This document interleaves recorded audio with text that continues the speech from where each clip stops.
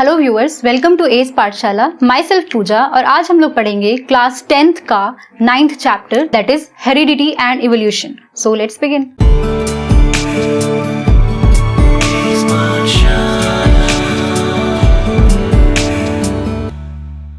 सो JBS हेल्डन की जो life की थ्योरी थी that is origin of life on अर्थ। ठीक है, ऑरिजिन ऑफ लाइफ ऑन अर्थ। किसने बात की सबसे पहले इसके बारे में? इन द ईयर 1929 में पहली बार इसके बारे में बात की गई। और बात किसने की?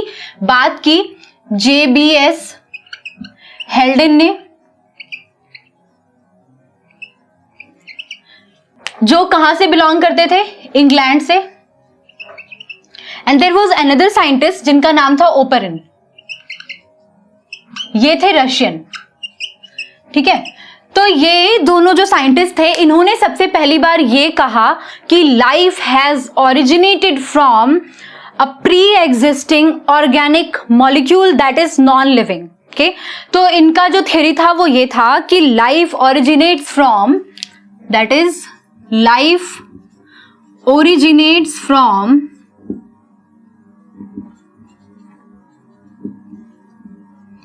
Pre existing non-living organic molecules।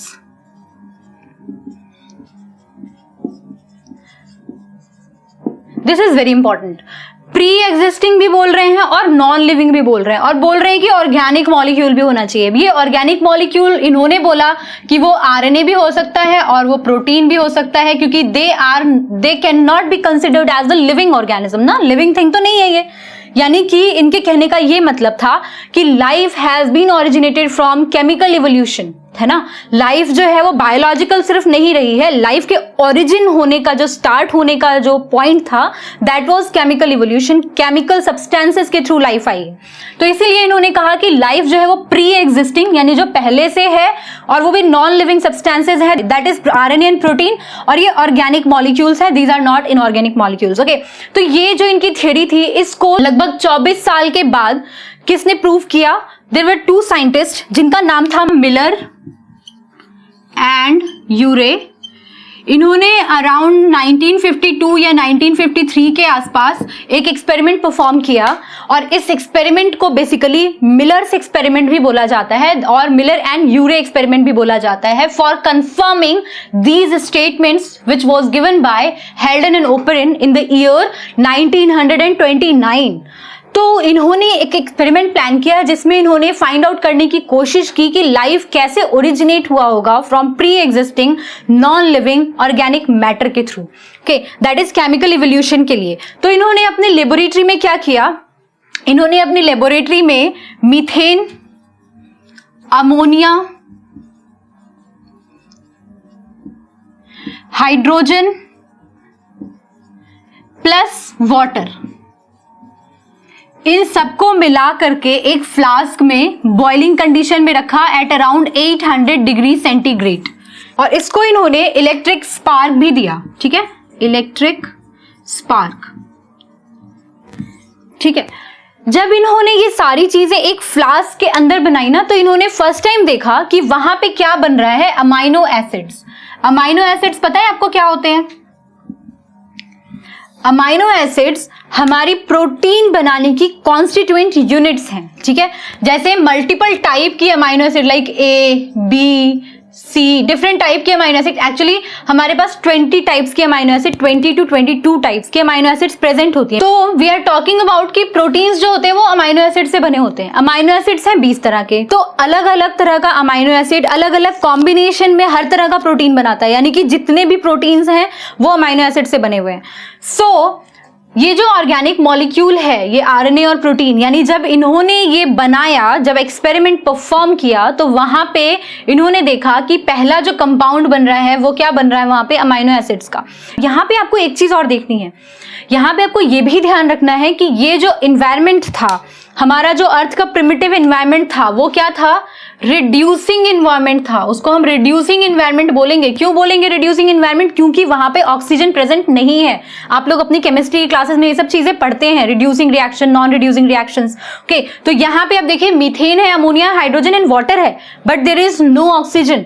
Oxygen बाद में आया लाइफ के लिए अर्थ पे, यानी इसीलिए हम क्यों मंगल ग्रह पे पानी ढूंढ रहे हैं। आप सोच के देखिए ये सब चीजें, हम मंगल ग्रह पे पानी इसलिए ढूंढ रहे हैं क्योंकि प्रिमिटिव जो अर्थ की कंडीशन थी उस पे भी पानी तो था बट ऑक्सीजन नहीं थी। ऑक्सीजन नहीं थी इसलिए वो एनवायरनमेंट क्या था, एक रिड्यूसिंग एटमॉस्फेयर था, रिड्यूसिंग एनवायरनमेंट था। सो हमने ये पढ़ा कि इस एक्सपेरिमेंट के थ्रू जो पहली चीज आई वो अमाइनो एसिड्स आई। तो ये जो अमाइनो एसिड्स जब क्लब करने लगेंगे, पहले एक टाइप का अमाइनो एसिड आया, फिर दो टाइप का, जैसे कि लाइसिन हो गया, सिस्टीन हो गया, ये सारी चीजें जो होती है वो अमाइनो एसिड्स में कंसीडर की जाती है। तो ये जो अमाइनो एसिड्स हैं, मान लीजिए A, B, C, D ऐसे करके 20 टाइप की हैं, ठीक है, सबका अलग अलग नाम है।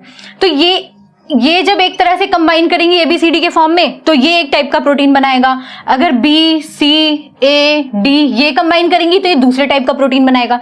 यानी जब sequence of amino acids join करते हैं उसमें एक भी सीक्वेंस इधर से उधर होता है तो प्रोटीन का टाइप बदल जाता है, ठीक है। तो ये सारी चीजें आपको पढ़नी है अगर आप क्लास 12th में बायोलॉजी ऑप्ट करते हैं। अगर क्लास 11th में जाके आपको बायोलॉजी पढ़ने का मौका मिले तो ऑफ कोर्स आप ये सारी चीजें इंटरेस्टिंगली और आगे पढ़ते जाएंगे, क्योंकि ये सारी चीजें मैंने अपनी वीडियोस में बताई हैं जो हमने क्लास 12th के लिए अपलोड की हैं। ओके, तो ये जो डिफरेंट टाइप के अमाइनो एसिड्स होते हैं ये क्या करते हैं, फिर ये अलग तरह का प्रोटीन बनाते जाते हैं। उसी तरीके से आरएनए भी आता है। तो इट मींस कि मिलर एंड यूरे के एक्सपेरिमेंट ने ये बताया कि जो प्रिमिटिव रिड्यूसिंग अर्थ का एटमॉस्फेयर था जहां पे ऑक्सीजन एब्सेंट था, वहां पे जब इन्होंने एक्सपेरिमेंट्स किए, उस कंडीशन में एक्सपेरिमेंट्स लगाए तो इनको पहले वही चीजें मिली जो इन्होंने कहा था। राइट, इन्होंने कहा था ना कि आरएनए एंड प्रोटीन, तो प्रोटीन कहां से आया, अमाइनो एसिड से आ रहा है। तो इट मींस कि ये जो चीजें थी ये यहां से प्रूफ होती हैं। प्लस बहुत सारे साइंटिस्ट आरएनए वर्ल्ड की थ्योरी को भी मानते हैं कि आरएनए केम फर्स्ट, यानी आरएनए बिफोर डीएनए आया है। और ये क्यों हम मानते हैं, एक आरएनए वर्ल्ड हाइपोथेसिस करके जो हमारा क्लास 12th का एक यूनिट है उसमें मॉलिक्यूलर बेसिस ऑफ इनहेरिटेंस का एक सब टॉपिक है वो आरएनए वर्ल्ड। तो वो जो आरएनए वर्ल्ड वाला जो हमारा टॉपिक है वो मैंने अपलोड किया हुआ है। अगर आपको जानना है इस चीज के बारे में कि क्या डिफरेंस होता है आरएनए और डीएनए में और क्यों आरएनए पहले आया, डीएनए पहले क्यों नहीं आया, तो वो मैं आपको ऊपर आप देख सकते हैं, अभी कार्ड एक प्ले होगा, आप उस पर क्लिक करके वहां पहुंच सकते हैं।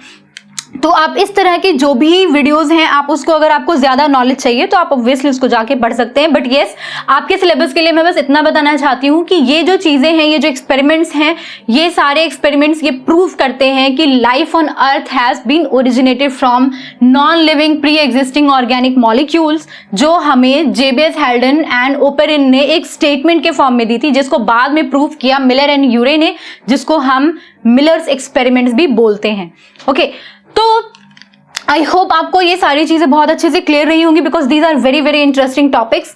और अगर आपको ये सारी चीजें और ज्यादा डिटेल में पढ़नी है तो जब मैं क्लास 12th की बायोलॉजी के इवोल्यूशन का चैप्टर अपलोड करूंगी, आप ऑब्वियसली उसमें और अच्छे तरीके से उसको पढ़ सकते हैं। बट टिल नाउ अगर आपको कोई भी क्वेश्चन है, कोई भी क्वेरी है, please drop them in the comment box. Till now all the best, bye bye.